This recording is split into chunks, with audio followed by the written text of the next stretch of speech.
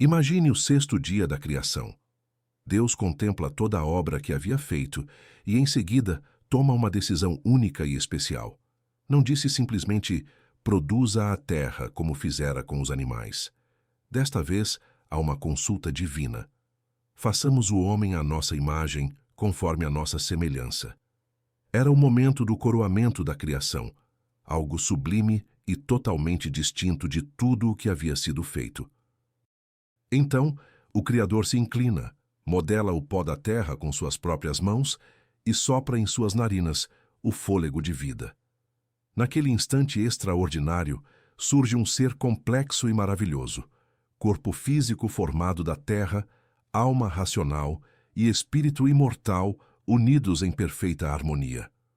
O homem não era apenas mais uma criatura, era a imagem e semelhança do próprio Deus, criado com propósito eterno e vocação especial. Mas a história não parou aí. A queda trouxe desequilíbrio e morte a essa natureza tríplice. Porém, a redenção em Cristo oferece restauração completa, e temos a esperança gloriosa de nosso retorno ao Criador quando Jesus voltar. Eu sou o professor Azeniel, e nesta lição 1, o homem, corpo, alma e espírito, iniciaremos uma jornada transformadora de descoberta sobre quem realmente somos. Vamos aprender como viver de forma equilibrada e saudável em todas as dimensões do nosso ser, desde a criação até a eternidade, sempre sob a luz da Palavra de Deus. E é exatamente sobre essa integralidade do ser humano e o cuidado divino para com cada parte de nós que Paulo declara em nosso texto áureo. E o mesmo Deus de paz vos santifique em tudo, e todo o vosso espírito, e alma e corpo sejam plenamente conservados irrepreensíveis para a vinda de nosso Senhor Jesus Cristo. 1 Tessalonicenses, capítulo 5, versículo 23. O texto áureo modela a meta final de toda a jornada cristã, uma santificação completa sob o Deus de paz. Aqui, Paulo não trata apenas de aspectos isolados da vida, mas apresenta um processo integrado de transformação. Ele suplica que Deus atue simultaneamente em espírito, fortalecendo a comunhão contínua com o Senhor; alma, promovendo renovação de pensamentos, emoções e vontade; corpo, conduzindo escolhas que preservem a saúde e a pureza física. Esse versículo instrui que a fé genuína manifesta-se em toda a existência, sem compartimentos. A santificação é obra divina, mas requer nossa cooperação. Ao nos submeter ao cuidado de Deus em cada dimensão, tornamo-nos irrepreensíveis e prontos para a volta de Cristo. Aqui concluímos o nosso texto áureo. Agora vamos dar continuidade com a nossa verdade prática. Deus nos fez corpo, alma e espírito para glorificá-lo eternamente com todo o nosso ser. A verdade prática revela o propósito supremo da existência humana: glorificar a Deus. Enquanto o texto áureo mostra como Deus nos santifica integralmente, esta verdade responde por que fomos criados dessa forma complexa e maravilhosa. A palavra eternamente é fundamental. Nossa vocação não termina nesta vida.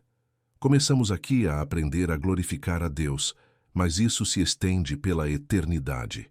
Diferentemente de outras criaturas que glorificam a Deus instintivamente, nós temos a capacidade consciente de escolher glorificá-lo através de decisões éticas que refletem seu caráter, relacionamentos saudáveis que demonstram seu amor, uso responsável dos talentos e recursos recebidos, adoração intencional em todas as circunstâncias da vida. Agora que já temos uma visão inicial do texto áureo e da verdade prática, vamos esclarecer quais são os objetivos principais dessa lição. No primeiro tópico, vamos levar os alunos a entenderem que o ser humano é formado por corpo, alma e espírito. No segundo tópico, vamos ensinar a diferença entre alma e espírito com base nos termos originais, mostrando que ambos compõem a parte imaterial do homem.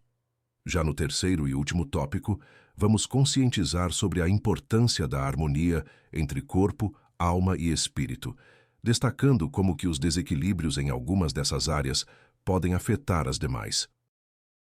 Vamos dar início à nossa introdução. Deus criou o homem de forma especial, com um propósito especial. Gênesis capítulo 1, versículo 27 e 28. Como um ato de coroamento de sua criação. Acompanhe comigo no versículo 27. E criou Deus o homem à sua imagem. A imagem de Deus o criou. Macho e fêmea os criou. Versículo 28. E Deus os abençoou. E Deus lhes disse: frutificai, e multiplicai-vos, e enchei a terra, e sujeitai-a, e dominai sobre os peixes do mar, e sobre as aves dos céus, e sobre todo o animal que se move sobre a terra. Como lemos em Gênesis, o ser humano foi criado à imagem e semelhança de Deus, recebendo a missão de cuidar da criação e multiplicar-se. Esse ato faz do homem e da mulher o ponto alto da obra criadora, conferindo-lhes dignidade, valor e a responsabilidade de representar o Criador no mundo. Explique para os seus alunos. Cada pessoa foi formada para refletir o caráter de Deus, viver em comunhão com Ele e exercer uma função especial na administração de tudo o que existe. E fez isso de maneira sublime e distinta em relação a todos os demais seres viventes. A criação do ser humano se destaca entre todas as criaturas porque foi feita de maneira pessoal e com um propósito superior. Só o ser humano foi criado à imagem e semelhança do Criador, capaz de pensar, comunicar-se, criar, escolher e estabelecer relacionamento profundo com Deus. Nenhum outro ser na Terra recebeu essa honra. Apenas o homem e a mulher foram chamados a responder à voz de Deus, a cumprir tarefas específicas e a administrar a criação de modo consciente e responsável. Explique para os seus alunos. O ser humano não é apenas diferente fisicamente dos outros seres, mas possui consciência, sentimentos, razão e espiritualidade, tornando única sua relação com o Criador e seu papel no mundo. Muito além da expressão produza a terra, a partir da qual foram criados os animais, Gênesis capítulo 1, versículo 24, o homem é resultado de uma ação divina, pessoal e plural. Gênesis capítulo 1, versículo 26. Versículo 26. E disse Deus: façamos o homem à nossa imagem conforme a nossa semelhança, e domine sobre os peixes do mar, e sobre as aves dos céus, e sobre o gado, e sobre toda a terra, e sobre todo réptil que se move sobre a terra. Como acabamos de ler na referência, a criação do ser humano envolveu deliberadamente o conselho de Deus. Façamos o homem à nossa imagem, conforme a nossa semelhança. Diferente dos demais seres vivos, criados por comando simples, o ser humano foi formado pela vontade coletiva de Deus, revestido de dignidade e responsabilidade incomparáveis. Explique para os seus alunos. A existência humana é marcada pela intenção pessoal e cuidadosa do Criador, destacando o valor singular do homem entre todas as criaturas. Sua formação é constituída de uma modelagem sobrenatural, do pó da terra, e pelo sopro de Deus em seus narizes. Gênesis capítulo 2, versículo 7. Versículo 7. E formou o Senhor Deus o homem do pó da terra, e soprou em seus narizes o fôlego da vida. E o homem foi feito alma vivente. Como acabamos de ler na referência, o texto bíblico mostra que Deus não apenas falou para criar o homem, mas o formou do pó da terra e soprou o fôlego da vida em suas narinas. Essa ação une o elemento material ao espiritual, dando ao ser humano uma constituição única, corpo físico e vida espiritual, tornando-o alma vivente. O ato de Deus soprar vida destaca o valor e a proximidade entre o Criador e a criatura, algo incomparável com o restante da criação. Explique para os seus alunos. A origem do ser humano envolve relação direta com o Criador, evidenciando o cuidado, o poder e o propósito especial na formação de sua existência. Neste trimestre, estudaremos essa solene, maravilhosa e exclusiva criação, bem como a importância de uma vida equilibrada e saudável no espírito, na alma e no corpo, sob a perspectiva cristã. Ao longo das próximas lições, o objetivo será compreender a originalidade da criação humana e aprender como o equilíbrio entre espírito, alma e corpo é uma parte fundamental de uma vida cristã plena. O estudo vai mostrar que a saúde espiritual, emocional e física são inseparáveis para o bem-estar integral do ser humano diante de Deus. Explique para os seus alunos. O equilíbrio entre espírito, alma e corpo é fundamental para um viver saudável, porque cada dimensão influencia a outra e reflete a sabedoria do Criador ao nos formar completos. Abordaremos a queda e a redenção, firmados na esperança de nosso completo, iminente e eterno retorno ao Criador. 1 Tessalonicenses, capítulo 4, versículo 15 ao 17. Acompanhe comigo no versículo 15. Dizemo-vos, pois, isto pela palavra do Senhor, que nós, os que ficarmos vivos para a vinda do Senhor, não precederemos os que dormem. Versículo 16. Porque o mesmo Senhor descerá do céu com alarido, e com voz de arcanjo, e com a trombeta de Deus, e os que morreram em Cristo ressuscitarão primeiro. Versículo 17. Depois, nós, os que ficarmos vivos, seremos arrebatados juntamente com eles nas nuvens, a encontrar o Senhor nos ares, e assim estaremos sempre com o Senhor.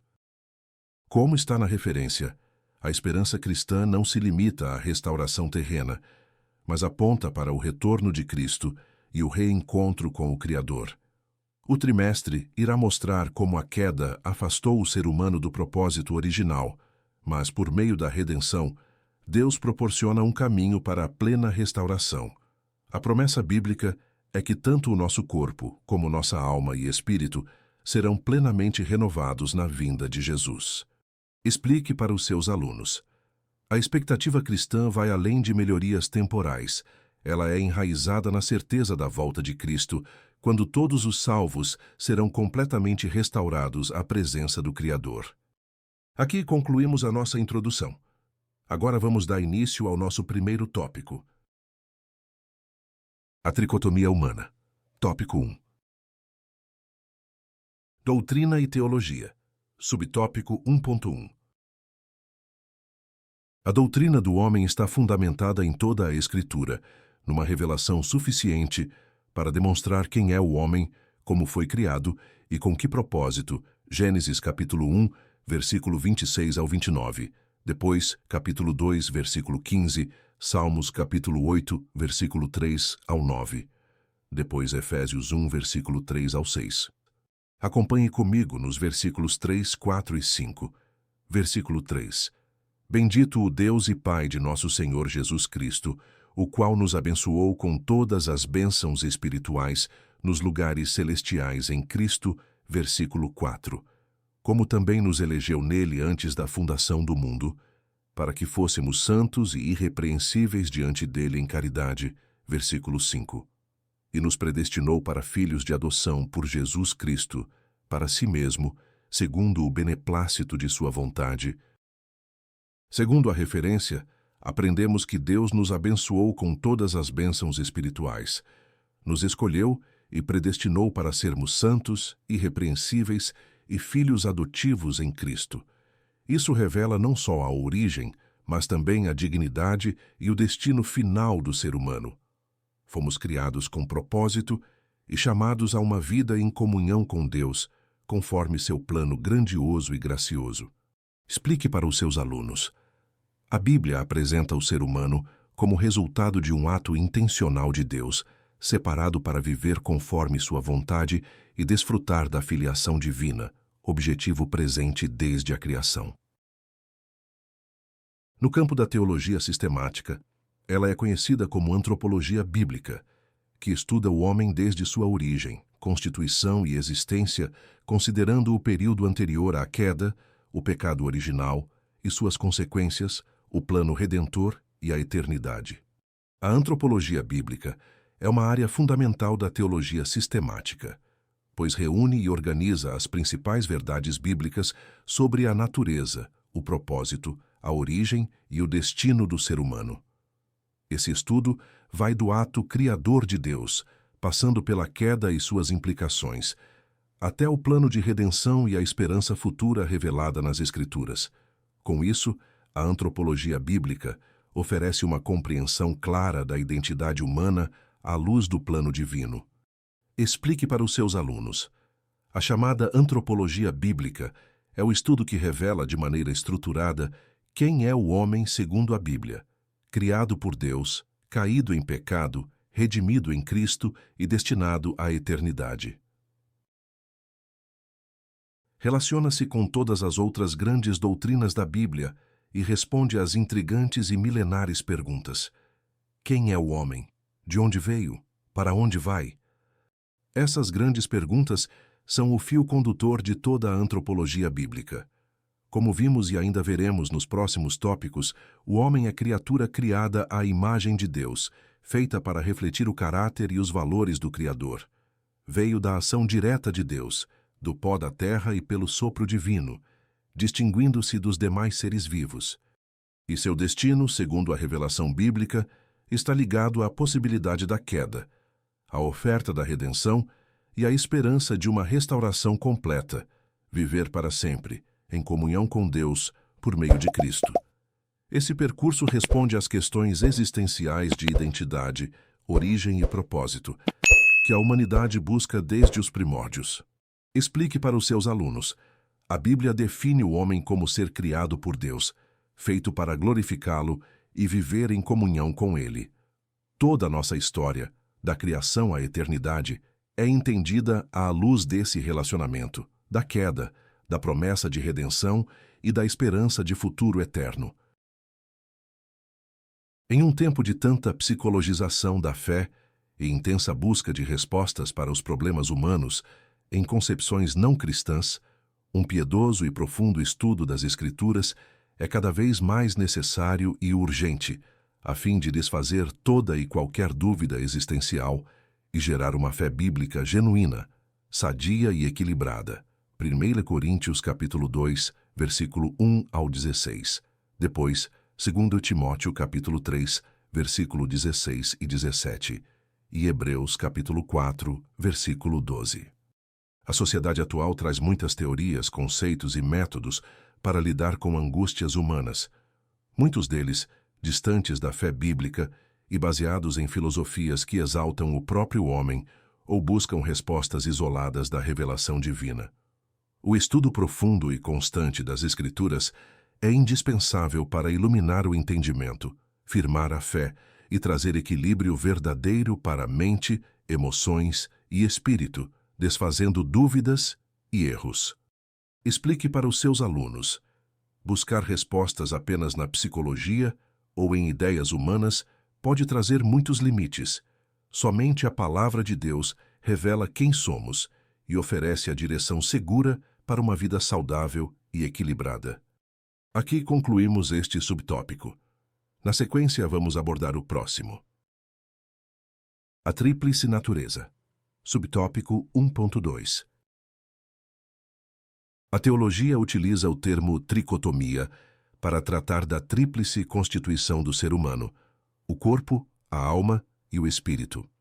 Sobre a tricotomia, ela é o conceito teológico que entende o ser humano como composto por três dimensões distintas: corpo, parte física e material; alma, centro das emoções, pensamentos e vontade; e espírito, capacidade de se relacionar com Deus e transcender o mundo físico.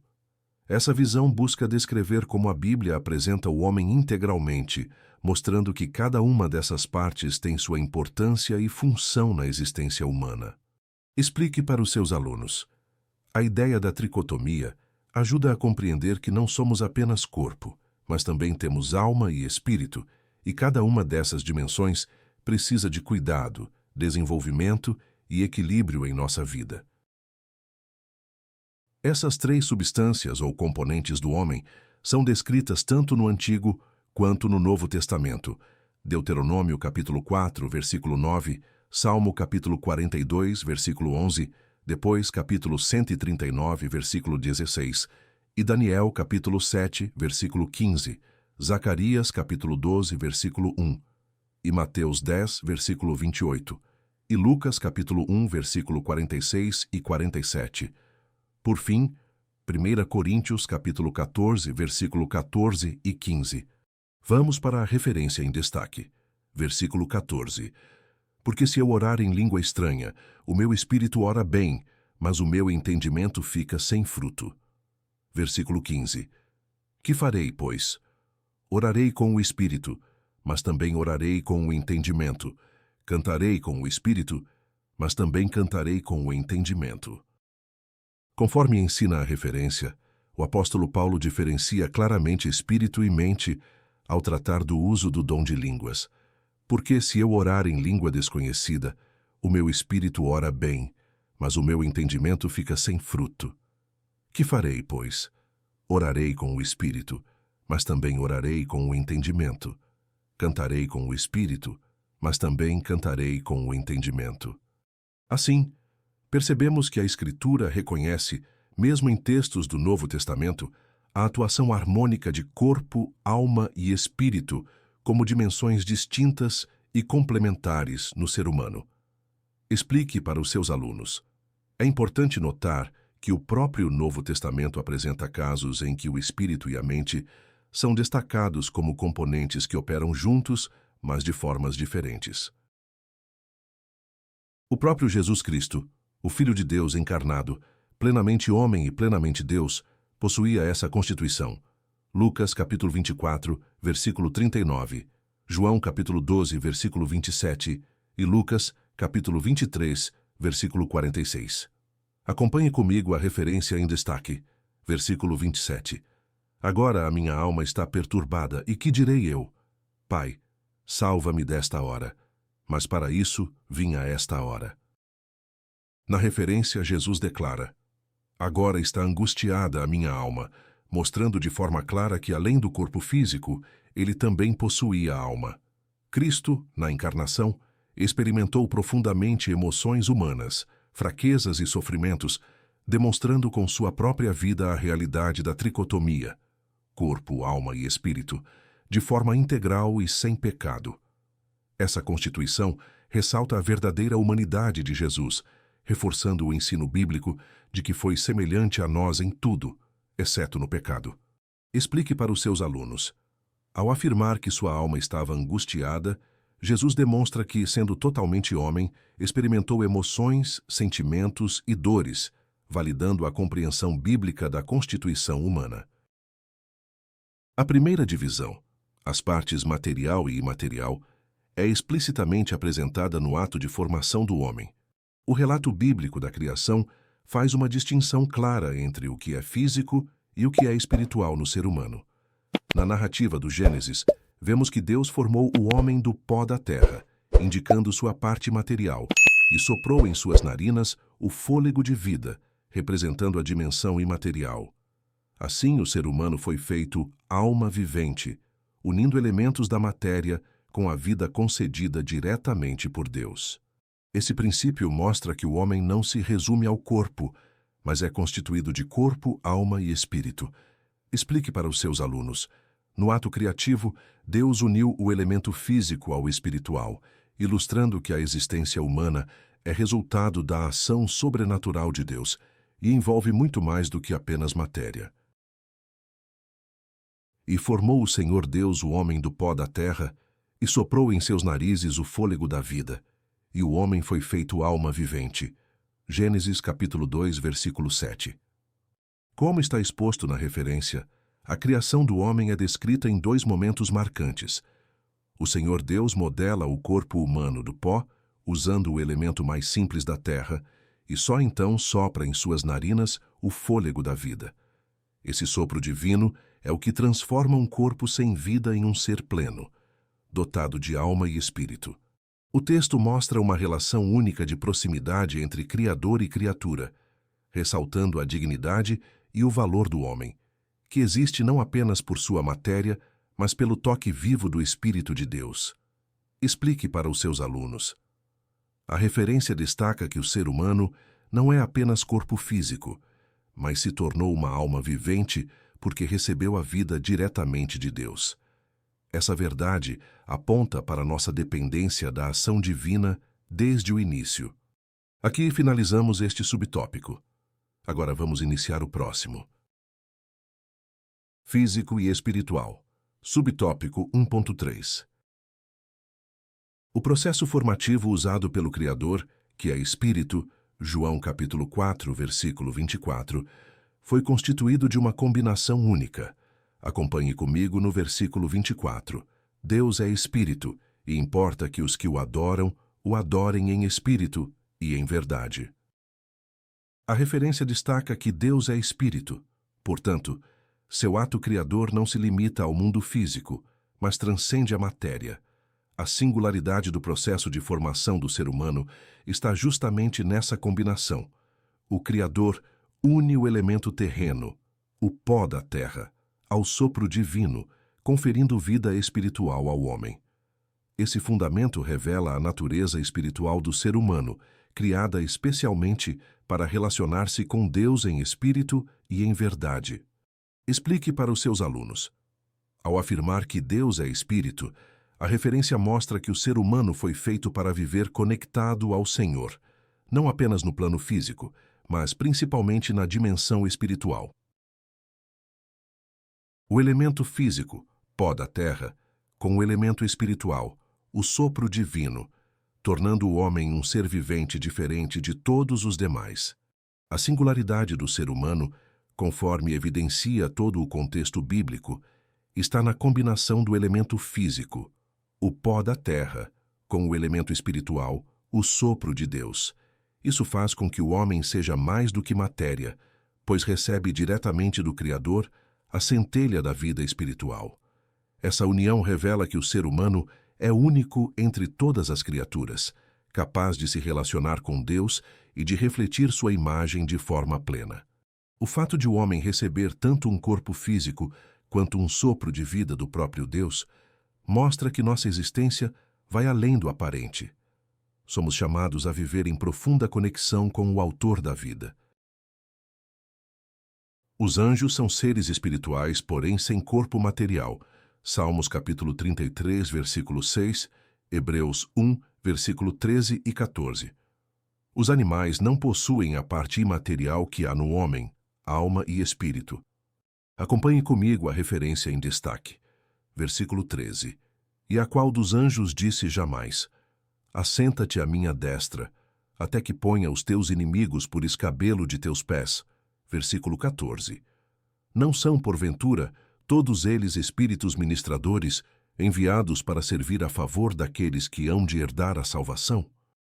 De acordo com a referência, os anjos são apresentados na Bíblia como seres puramente espirituais, criados por Deus para servir àqueles que hão de herdar a salvação. Eles não possuem corpo físico, são mensageiros celestiais e executam missões específicas segundo os propósitos divinos. Já os animais, conforme a revelação bíblica, têm apenas o aspecto físico e vital. Não têm a parte imaterial que caracteriza o ser humano, como alma e espírito, estabelecendo assim uma clara distinção entre homens, anjos e animais. Explique para os seus alunos.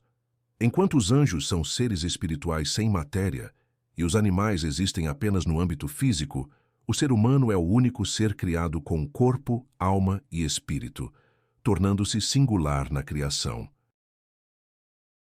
A alma do animal, sua vida, se restringe ao corpo e se esvai com ele. Levítico capítulo 17, versículo 12 ao 14. Acompanhe comigo no versículo 14. Porquanto é a alma de toda a carne, o seu sangue é pela sua alma. Por isso, tenho dito aos filhos de Israel: não comereis o sangue de nenhuma carne, porque a alma de toda a carne é o seu sangue. Qualquer que o comer será extirpado. Segundo a referência, no contexto do Antigo Testamento, a vida dos animais, frequentemente chamada de alma, está ligada ao sangue e ao corpo físico. Isso indica que, ao contrário do ser humano, a alma do animal se limita à sua existência terrena e, ao morrer, deixa de existir. Não há para os animais a dimensão imaterial e eterna presente na criação do homem. Assim, a Bíblia estabelece uma diferença essencial. A vida animal é física e passageira, enquanto o ser humano foi criado com uma dimensão que transcende a matéria. Explique para os seus alunos. A referência mostra que os animais são seres vivos com valor diante de Deus, mas sua vida e consciência são limitadas ao corpo. Eles não têm a mesma alma imortal, nem um espírito destinado à eternidade como o ser humano. Já o termo hebraico para vida, em Gênesis 2, versículo 7, alusivo ao homem, é Chaim no plural, permitindo a expressão literal fôlego das vidas. Vamos conferir essa referência no versículo 7. E formou o Senhor Deus o homem do pó da terra, e soprou em seus narizes o fôlego da vida, e o homem foi feito alma vivente.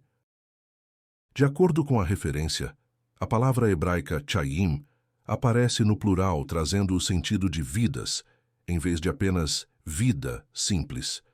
Isso mostra que, ao criar o ser humano, Deus concedeu mais do que existência física. O homem recebeu uma pluralidade de dimensões vitais, corpo, alma e espírito, tornando-se um ser completo e distinto no universo criado. Esse plural indica a riqueza e profundidade da vida humana, que abrange aspectos físicos, emocionais e espirituais. Explique para os seus alunos. O uso do plural na palavra vida no texto bíblico revela que nossa existência engloba múltiplas áreas e experiências, todas originadas no fôlego dado por Deus. Isso pode significar que, em um único substantivo, o texto sagrado esteja aludindo implicitamente à vida do espírito humano, da alma humana e do corpo humano. A escolha do termo hebraico chaim, vidas no plural, como analisado na referência de Gênesis 2:7, sugere que Deus concede ao ser humano múltiplas dimensões vitais em um só ato criativo. O uso desse substantivo no plural aponta para a ideia de que a existência humana não se restringe ao corpo físico, mas inclui também a vida da alma e do espírito. Assim, o ser humano reflete a profundidade e a riqueza do propósito divino com sua constituição integral e única. Explique para os seus alunos. A intensidade e a pluralidade do termo bíblico indicam que não fomos criados apenas para existir fisicamente, mas para viver de forma plena em todas as dimensões, espiritual, emocional e corporal. Aqui concluímos o tópico 1. Agora nossa explicação se voltará para o próximo tópico. A distinção entre alma e espírito. Tópico 2. A alma. Subtópico 2.1. Do hebraico nefesh e do grego psique, alma é uma das muitas palavras polissêmicas da Bíblia. Possui vários significados. Na Bíblia, o termo hebraico nefesh e o grego psique não designam apenas o princípio imaterial do ser humano, mas apresentam uma riqueza de significados dependendo do contexto. Nefesh pode ser traduzido por vida, pessoa, ser vivente, desejo, vontade, consciência, entre outros. Já psiche, na tradição helênica e nos textos do Novo Testamento, está associado à individualidade, emoções, mente e razão do ser humano. Essa polissemia revela que a ideia de alma na Escritura supera conceitos filosóficos simples, abrangendo todas as dimensões da vida interior do homem, física, emocional e espiritual. Explique para os seus alunos. A palavra alma na Bíblia não significa sempre a mesma coisa. Pode se referir à vida física, ao ser como um todo, aos sentimentos e à individualidade. Por isso, entender o contexto é fundamental para compreender seu verdadeiro sentido. Aparece 755 vezes somente no Antigo Testamento. Seu primeiro sentido é ser vivo, como em Gênesis 1:20, alma vivente. Como já vimos no slide anterior, o termo hebraico nefesh aparece com grande frequência nas Escrituras e deixa claro seu papel central no entendimento bíblico da vida. Essa palavra, utilizada em passagens fundamentais como Gênesis 1, versículo 20, revela que alma É um conceito que se refere à totalidade do ser em atividade, à vida em sua forma plena e consciente, não apenas a um aspecto abstrato e interno. Explique para os seus alunos. Sempre que a Bíblia fala em alma vivente, deseja mostrar que a pessoa está em pleno vigor e relação com Deus e com o próximo, sendo um ser completo e não fragmentado. Nesta acepção, a palavra alma é usada também para os animais, Gênesis capítulo 1, versículo 24, e significa simplesmente vida. Acompanhe comigo no versículo 24. E disse Deus: produza a terra alma vivente conforme a sua espécie, gado e répteis e bestas feras da terra conforme a sua espécie. E assim foi. Como destaca a referência, o termo alma é aplicado também aos animais, indicando que neste contexto trata-se apenas da vida animada, sem implicações espirituais profundas. A intenção do texto é evidenciar que todos os seres vivos, humanos e animais, são chamados alma vivente por terem o princípio vital dado por Deus. Explique para os seus alunos. Neste uso bíblico, alma está relacionada ao fato de existir e se mover. Diz respeito à vida presente em cada ser vivo, sem conotações de eternidade ou espiritualidade superior para os animais. A distinção entre a alma do homem e a do animal é evidenciada no processo criativo, procedente do sopro de Deus. Gênesis capítulo 2, versículo 7. A alma do homem constitui uma substância espiritual, incorpórea, invisível e imortal. Daniel 12, versículo 2. Mateus capítulo 25, versículo 46. Lucas 16, versículo 22 ao 25. E Apocalipse, capítulo 20, versículo 4. O texto bíblico evidencia que a alma humana tem origem e natureza distintas da alma animal. Gênesis 2, versículo 7, mostra que o homem recebe vida diretamente do sopro de Deus, um diferencial em todo o ato criativo. Textos como Daniel 12, versículo 2 e Mateus 25, versículo 46, demonstram que a alma do homem é destinada à eternidade, seja para a vida ou para o castigo eterno. Em Lucas 16, Jesus narra que há consciência após a morte, e Apocalipse 20, versículo 4, fala da participação das almas humanas no juízo final. Assim, a Escritura reforça que apenas a alma humana é imortal e criada para a comunhão eterna com Deus. Explique para os seus alunos. Diferente dos animais, a alma humana não se limita à existência física, pois carrega um propósito eterno além da vida terrena. É dotada de razão, sentimento e vontade, atributos dados por Deus ao homem para o exercício de sua missão. Gênesis capítulo 1, versículo 28, especialmente sua vocação relacional com o Criador e com os semelhantes. Gênesis 2, versículo 15 ao 24 e capítulo 3, versículo 8. O ser humano recebeu razão, sentimento e vontade para cumprir sua missão na criação: cuidar da terra, multiplicar-se e conviver em comunhão. Os textos de Gênesis mostram que, desde o início, Deus concedeu ao homem a tarefa de dominar o ambiente com sabedoria. Gênesis 1, versículo 28. Trabalhar e zelar pelo jardim, além de se relacionar profundamente com o Criador e com outros seres humanos. Gênesis capítulo 2, versículo 15 ao 24, capítulo 3, versículo 8. Nessas passagens, nota-se que nossa vocação é relacional e responsável, envolvendo tanto a administração do mundo quanto a construção de laços afetivos e espirituais, tudo com propósito divino. Explique para os seus alunos. Deus deu ao homem a capacidade de pensar, sentir e escolher, para que pudesse cumprir seu papel, construir família e comunidade e manter contato constante com o Criador. Isso, aliás, decorre do fato de o homem ser um ser pessoal, criado à imagem de Deus. Gênesis capítulo 1, versículo 26. O fato de o ser humano ter sido criado à imagem de Deus, Gênesis 1, versículo 26, revela mais do que uma diferença ontológica diante dos animais. Indica vocação para administrar, cuidar e se relacionar com responsabilidade e amor.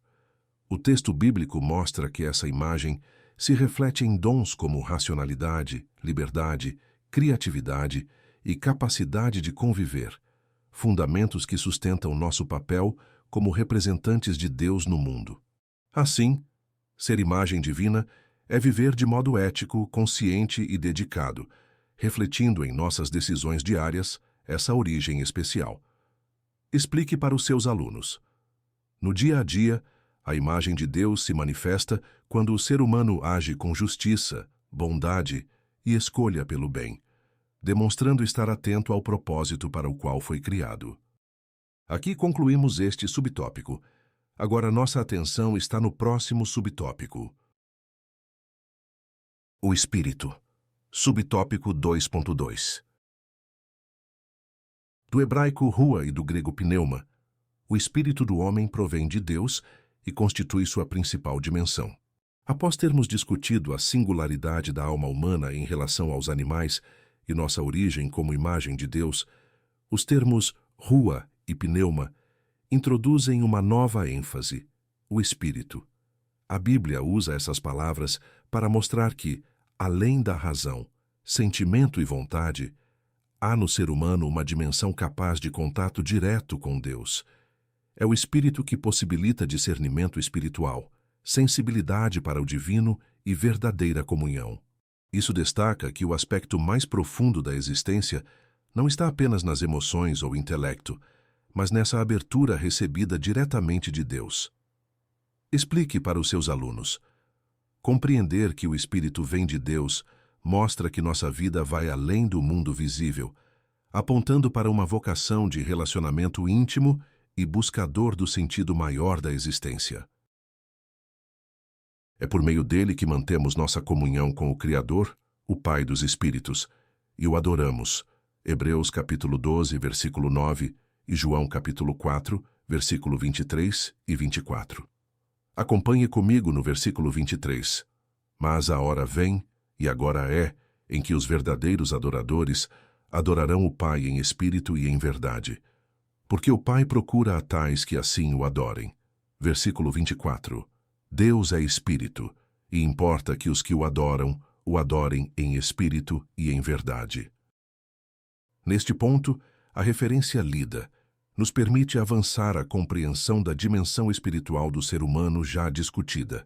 Aqui, Jesus explica que é pelo Espírito que se estabelece verdadeira comunhão com Deus. Não se trata apenas de práticas externas, mas de um relacionamento íntimo, nascido da sinceridade e da abertura ao Espírito de Deus. Adorar em espírito e em verdade significa desenvolver uma ligação autêntica, que envolve a totalidade do nosso ser e vai além de rituais ou lugares físicos. É esse encontro profundo, feito pelo Espírito que recebemos do Criador, que torna o culto genuíno e agrada a Deus. Explique para os seus alunos.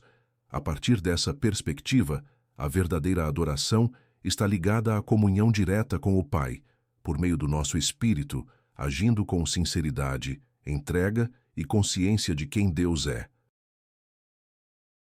É o homem interior, que na linguagem do apóstolo Paulo aparece algumas vezes em contraste direto com o corpo, o homem exterior, Romanos capítulo 7, versículo 22 ao 25, e 2 Coríntios capítulo 4, versículo 16 ao 18, e Efésios capítulo 3, versículo 16 ao 19.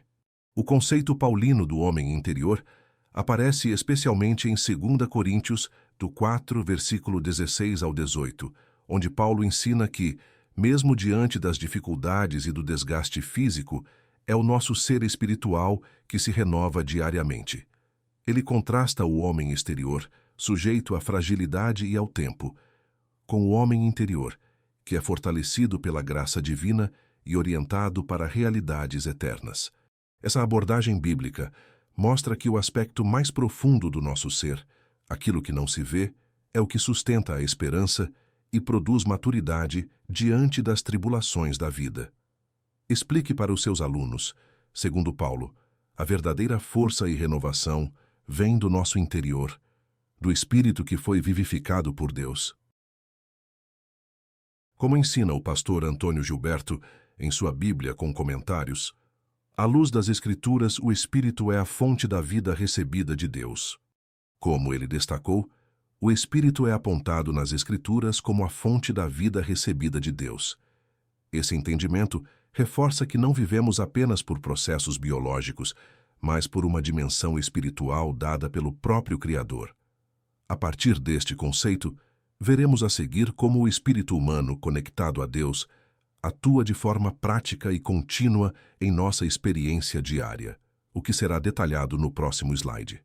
Explique para os seus alunos. Este olhar mostra que toda vida verdadeira e duradoura nasce do relacionamento com Deus, fonte de tudo que é espiritual em nós. O Espírito usa e transmite essa vida à alma, que, por sua vez, a expressa por meio do corpo, utilizando seus sentidos físicos para explorar o mundo exterior e dele receber as necessárias impressões. São três elementos que formam um único ser ou pessoa. A continuidade do pensamento do pastor Antônio Gilberto mostra um princípio fundamental da antropologia bíblica.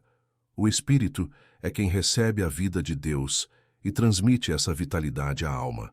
Em seguida, a alma expressa essa vida por meio do corpo, que faz uso dos sentidos para perceber o mundo e interagir com a realidade. Forma: ser humano é unidade formada por espírito, alma e corpo, cada um com função específica, mas agindo de maneira integrada para tornar possível a experiência completa da existência. Explique para os seus alunos. O espírito conecta à fonte divina, a alma produz sentimentos, escolhas e consciência interior, e o corpo executa e vivencia tudo o que foi recebido. Somente essa harmonia permite que o ser humano explore, perceba e transforme o mundo ao seu redor. Aqui concluímos o tópico 2, a distinção entre alma e espírito. Agora nosso objetivo é o próximo tópico. A interação das três dimensões. Tópico 3. Corpo, afetos e somatização. Subtópico 3.1. O corpo, o Gentelsoma, é a parte material do ser humano, por meio da qual comumente manifestamos os atributos da alma e do espírito. A palavra grega soma refere-se ao corpo e, no contexto bíblico, representa a parte material do ser humano. É através do corpo que conseguimos manifestar os sentimentos, pensamentos e escolhas da alma e do espírito. O corpo é tanto instrumento de ação como campo de percepção, permitindo a expressão de toda a riqueza interior do ser humano, seja no agir, sentir ou se relacionar com o mundo. Assim, soma evidencia não só presença física, mas também o meio pelo qual nossa integridade espiritual e emocional se torna visível e prática. Explique para os seus alunos. O corpo é fundamental para viver o plano de Deus. Ele concretiza e transmite o que existe no interior por meio de gestos, palavras e atitudes. Empregando o vocábulo coração, cardia, uma das principais palavras que o Antigo e o Novo Testamentos usam como sinônimo de alma, Salomão bem identificou essa interação ao afirmar: como já analisamos nos slides anteriores a relação entre as dimensões do ser humano, agora vamos destacar que o termo coração, cardia, é usado tanto no Antigo quanto no Novo Testamento como sinônimo de alma ou centro do ser. É nesse núcleo interior que se articulam pensamentos, sentimentos e decisões. Salomão ressalta essa interação, preparando o terreno para a aplicação prática e interpretação que serão aprofundadas no próximo slide. Explique para os seus alunos. Na teologia bíblica, o coração representa a sede das escolhas e motivações, sendo determinante para o caráter e as atitudes de uma pessoa. O coração alegre aformoseia o rosto. Provérbio capítulo 15, versículo 13. O coração com saúde é a vida da carne. Provérbios 14, versículo 30. O coração alegre serve de bom remédio, mas o espírito abatido virá a secar os ossos. Provérbios 17, versículo 22. Dando sequência ao que vimos sobre o papel do coração como centro das emoções, decisões e motivações, agora Salomão nos apresenta: Provérbios que traduzem bem essa realidade na vida prática. O coração alegre aformoseia o rosto. Provérbios 15, versículo 13. Revelando que a alegria interior se reflete na expressão externa. O coração com saúde é a vida da carne. Provérbios 14, versículo 30. Mostrando a ligação direta entre equilíbrio emocional e bem-estar físico. E o coração alegre serve de bom remédio, mas o espírito abatido virá a secar os ossos. Provérbios 17, versículo 22, ensinando que a atitude interior impacta a saúde integral do ser humano. Estas referências comprovam que o estado do coração determina a qualidade da vida e da saúde, fundamentando o ensino bíblico de que transformação interna resulta em renovação prática. Explique aos seus alunos. Quando cultivamos alegria, equilíbrio e saúde interior, refletimos isso não apenas no corpo, mas também nas nossas relações e atitudes diárias. Identificados como doenças psicossomáticas a partir do século XX, muitos problemas físicos decorrem de crises da alma e do espírito, inclusive pecados, confira. Salmos capítulo 31, versículo 9 e 10. Depois, 32, versículo 1 ao 5. E como se multiplicam em nossos dias, dando continuidade à compreensão bíblica da influência entre o interior e o exterior do ser humano, observamos que muitos distúrbios físicos hoje, identificados como doenças psicossomáticas, um conceito consagrado no século XX, têm raízes profundas nas crises emocionais e espirituais da alma.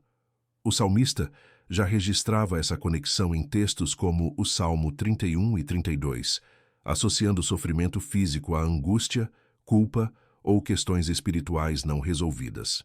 Isso demonstra que fatores emocionais, espirituais e até mesmo pecados podem interferir diretamente na saúde do corpo, e a frequência desses quadros tem crescido de maneira alarmante em nossos dias. As Escrituras antecipam o que a ciência moderna comprova. Nosso estado emocional e espiritual repercute na saúde física, tornando fundamental o cuidado integral do ser, espírito, alma e corpo, para a verdadeira qualidade de vida. Explique para os seus alunos. A Bíblia alerta que desajustes emocionais e espirituais, se não tratados, podem evoluir para doenças físicas, mostrando a necessidade de buscar equilíbrio, arrependimento e restauração diante de Deus. Aqui, concluímos o subtópico. Agora nossa atenção está no último subtópico. Equilíbrio e saúde. Subtópico 3.2. Da mesma forma que o corpo padece por causa de disfunções da alma e do espírito, estes também sofrem por problemas do corpo, naturais ou não.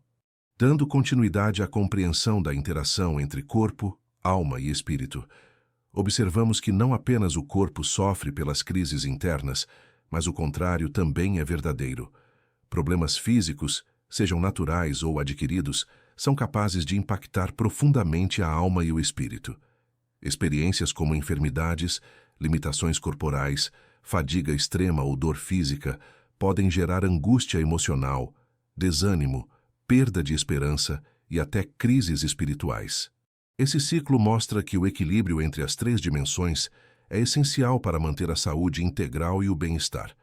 Um conceito reforçado tanto pelas Escrituras quanto pela abordagem holística contemporânea. O desafio da vida é buscar práticas e atitudes que favoreçam o cuidado conjunto dessas áreas, reconhecendo que a fragilidade de uma reflete e influencia as demais. Explique para os seus alunos. Situações de enfermidade ou sofrimento físico podem abalar o ânimo, a fé e o equilíbrio emocional, alertando para a necessidade de atuar de modo integral no cuidado pessoal. A língua é um dos membros que mais produzem angústias ao ser humano. Provérbios capítulo 18, versículos 7 e 21. Depois, capítulo 21, versículo 23. Tem o nefasto poder de contaminar a pessoa por inteiro. Tiago capítulo 3, versículo 6. Acompanhe comigo no versículo 6. A língua também é um fogo. Como mundo de iniquidade, a língua está posta entre os nossos membros e contamina todo o corpo, e inflama o curso da natureza, e é inflamada pelo inferno. Como acabamos de ler na referência, a língua tem o poder de influenciar todo o nosso ser. Este princípio, já destacado em Provérbios, revela que nossas palavras têm consequências profundas, podem tanto trazer vida e saúde, quanto gerar conflitos, desânimo e destruição interior. Ao citar Tiago, o foco não é mais explicar o texto, mas chamar atenção para a necessidade prática de vigilância e domínio próprio no uso das palavras. Explique para os seus alunos. Fica claro à luz das Escrituras que controlar a língua é sinal de maturidade espiritual e proteção contra muitos males. Um viver santo e equilibrado requer constante vigilância e oração, preservando o corpo, alma e espírito de toda a espécie de males, o que inclui cuidados físicos e relacionais saudáveis, Colossenses capítulo 3, versículo 5 ao 9, e Efésios capítulo 4, versículo 25 ao 32. Depois capítulo 6, versículo 18. Um viver santo e equilibrado exige disciplina nas atitudes e constante dedicação à vigilância e à oração. A Bíblia orienta que, para preservar corpo, alma e espírito de todo tipo de mal, é necessário eliminar velhos hábitos, praticar a verdade nos relacionamentos e buscar uma vida devocional ativa.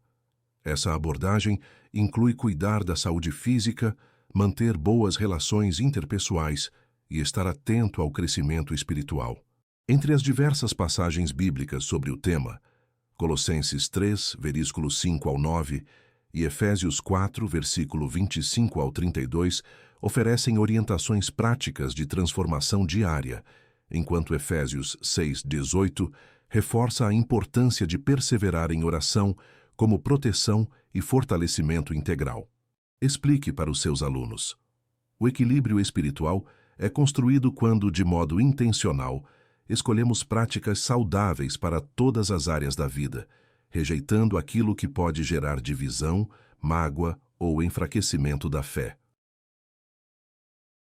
Quanto à crescente busca por medicamentos como solução para todo tipo de problema emocional, é preciso discernimento e cautela.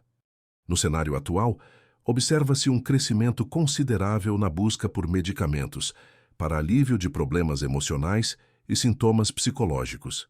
Embora essas medicações possam ser importantes em determinados casos, é necessário discernimento e cautela. O uso indevido sem acompanhamento médico pode trazer riscos de dependência, mascarar doenças subjacentes e criar efeitos colaterais indesejados, como destaca a literatura médica e as campanhas de saúde mental. O tratamento adequado exige, além da avaliação médica, investigação das verdadeiras causas do sofrimento emocional, podendo combinar intervenção farmacológica à psicoterapia e práticas saudáveis para a saúde integral. Por isso, abordar os problemas emocionais com responsabilidade e não recorrer de forma precipitada a medicamentos é parte fundamental da formação e cuidado cristão. Explique para os seus alunos. Buscar equilíbrio envolve reconhecer limitações, procurar orientação profissional e valorizar terapias que promovam saúde holística.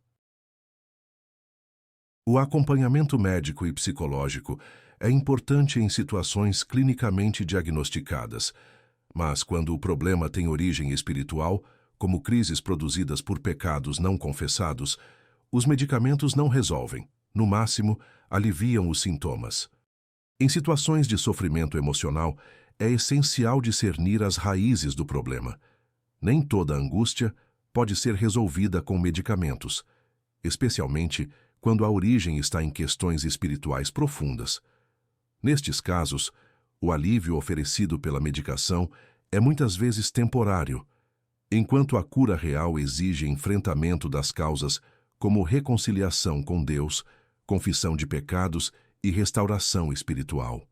A prática cristã e a saúde integral apontam para a importância de investigar e tratar as dimensões espirituais quando a abordagem convencional se mostra limitada. Explique para os seus alunos. O discernimento cristão pede sensibilidade para distinguir entre demandas clínicas, psicológicas e espirituais. e atuar com responsabilidade em cada esfera. Arrependimento e abandono do pecado são essenciais para a verdadeira cura da alma. Colossenses capítulo 3, versículo 8, Efésios capítulo 4, versículo 31 e Tiago capítulo 4, versículo 6 ao 10. Depois, 2 Crônicas capítulo 7, versículo 14 e Isaías 53, versículo 4 e 5. A restauração interior exige fé prática, arrependimento, confissão e abandono do pecado, fundamentos indispensáveis para experimentar verdadeira cura que Deus oferece. Tiago, capítulo 4, versículo 8 ao 10, aconselha: Chegai-vos a Deus, e Ele se chegará a vós outros. Limpai as mãos, pecadores, e vós que sois de ânimo dobre, purificai o coração. Humilhai-vos na presença do Senhor, e Ele vos exaltará. Essa dinâmica espiritual é essencial para romper ciclos de dor, culpa e afastamento, devolvendo ao ser humano a possibilidade de uma vida plena e equilibrada. Explique aos seus alunos: a verdadeira transformação não acontece apenas com mudanças externas, mas pelo agir de Deus em nosso interior. O arrependimento sincero e o abandono voluntário do que afasta de Deus são portas para uma vida renovada. Chegamos ao final da nossa primeira lição. Agora vamos para a conclusão. Uma correta compreensão espiritual acerca do homem, de sua constituição e propósito, é fundamental para uma vida cristã equilibrada. 1 Coríntios 2, versículo 14 e 15. Mesmo as almas mais piedosas não encontram verdadeira paz e alegria senão em Deus, o seu Criador. Salmos capítulo 42, versículo 1 e João capítulo 14, versículo 27. Pois a alegria do Senhor é a nossa força. Neemias capítulo 8, versículo 10. Nossa próxima lição será a de número 2, com o tema: O corpo, a maravilhosa obra da criação de Deus. Professor, se este vídeo lhe ajudou de alguma forma, abençoe também o nosso canal. Deixe seu like, comente, inscreva-se e ative o sininho para não perder as próximas lições.